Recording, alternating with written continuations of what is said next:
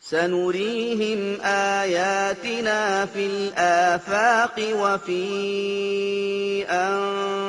أنفسهم حتى يتبين لهم أنه الحق. أولم يكف بربك أنه على كل شيء شهيد.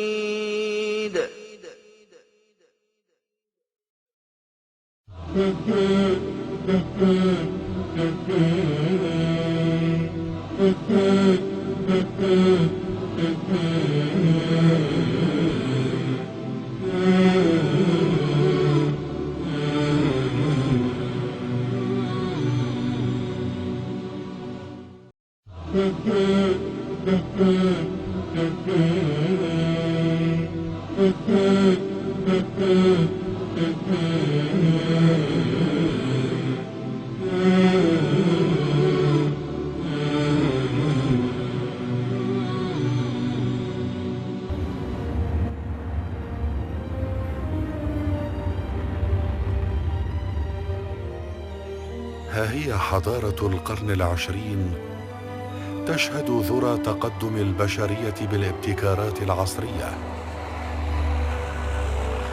ورغم أنها تحمل بين طياتها أعدادا هائلة من السكان ما عهدت الأرض أمثالها، غير أنها تحمل بأمراضها ألوانا من الهلاك الجماعي، فتكون كالتي نقضت غزلها من بعد قوة أنكاثا.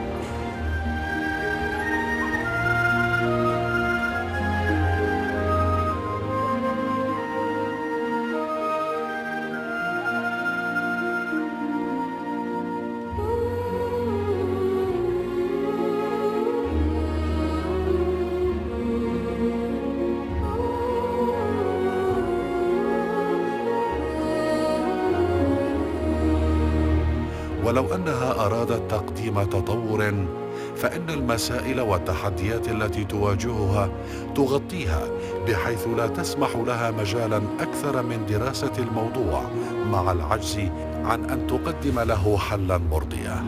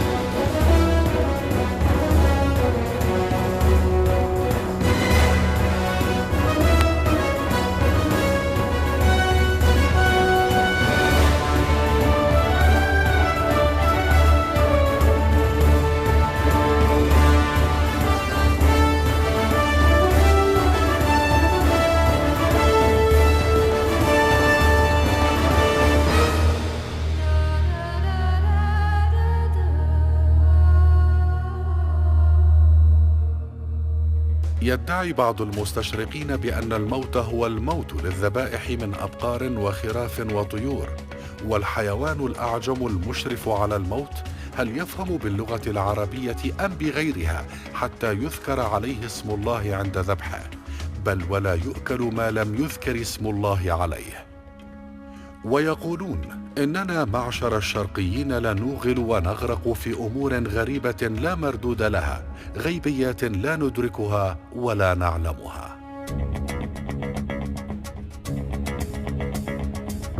ما فائدة ذكر اسم الله على الذبيحة التي ترزح تحت آلام الذبح وهي لا تعي ولا تدرك؟ هل ذكر اسم الله على الذبائح مجرد شعائر وطقوس دينية، أم أن له أثرا كبيرا وأسسا وقواعدا علمية دقيقة يستند إليها غفل الناس عنها فتركوه؟ لنتوجه أولا إلى الناس، نرقب آراءهم ونتقصى وجهات نظرهم حول أهمية ذكر اسم الله على الذبائح. والله إذا بعلم إنه مكبر عليها باكل منها، مو مكبر عليها بعلم إنه مكبر عليها ما باكل منها. دينيا ضروري، بس الناحية العلمية ما ضروري. خلص يعني إذا واحد نسي ما في مشكل، بس أما إذا واحد يعني من ذاته حرام ما بصير. ايه يمكن تتاكل يعني اذا نسي يكبر عادي يعني، بس انه الافضل انه اللحم يتكبر عليه. اما اذا كبر بقلبه بيمشي حال، بس يفضل انه يكبر ويسمي يعلي صوته. والله انت وذمة اللحم بقى، ما هو اللحم انت بتجيب لحم من عنده، شو اعرفك اذا مكبر ولا لا؟ هلا أنا إذا بدي آكل من المسلخ مثلا ما معقول أعرف إذا اللي ذبح سمى ولا ما سمى، فأنا سميت، فالعملية بتغني بإذن الله طبعا. وهذا مما جاء في كتاب سبل السلام للإمام الصنعاني أن السيدة عائشة رضي الله تعالى عنها قالت: يا رسول الله، إن أناسا يأتوننا باللحم وما ندري أذكر اسم الله عليه أم لا؟ فقال النبي صلى الله عليه وسلم: اذكروا اسم الله عليه أنتم وكلوا. ضروري التكبير يا لكل ذبيحة، وأما إذا كان مجموعة مكان واحد فممكن يعني ينوي ذبح الكل بتكبيرة واحدة. إلا أن أمر التسمية والتكبير على الطيور والأنعام عند ذبحها مرتبط بالشرائع السماوية والأوامر الإلهية التي ينقلها الأنبياء والمرسلون إلى أممهم. نعم، إن ذكر اسم الله على الذبائح تدعو إلى له كافة الديانات السماوية كأهل الكتاب والمسلمين، فأهل الكتاب لا يأكلون أبدا مما لم يذكر اسم الله عليه، وكذا المسلمون المؤمنون.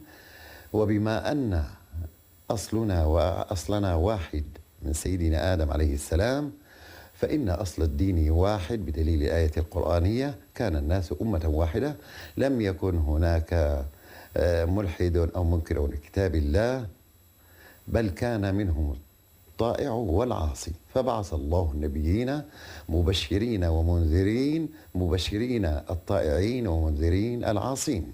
والآية التالية تبين أن أصل الدين واحد، قوله تعالى: شرع لكم من الدين ما وصى به نوحا والذي أوحينا إليك وما وصينا به إبراهيم وموسى وعيسى أن أقيموا الدين ولا تتفرقوا فيه.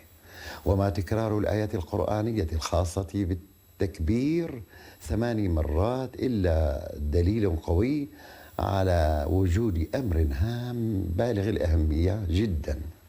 لقد أصبحنا في زمن ضاع فيه أمر التسمية والتكبير على الذبائح، وحل محله الإهمال والنسيان، وما ذلك إلا لجهل الناس القصد والحكمة منه. ولكن مشيئة القدرة الإلهية ما فتئت تحاول إعادة الإنسانية إلى حقيقة إنسانيتها، فدوت صرخة العالم الدمشقي الكبير محمد أمين شيخو من مهد الديانات السماوية لتعم كافة أرجاء المعمورة، تدعوهم للعمل بالذبح على الطريقة المتضمنة شرط التكبير على كل ذبيحة تذبح، فحدثت المعجزات.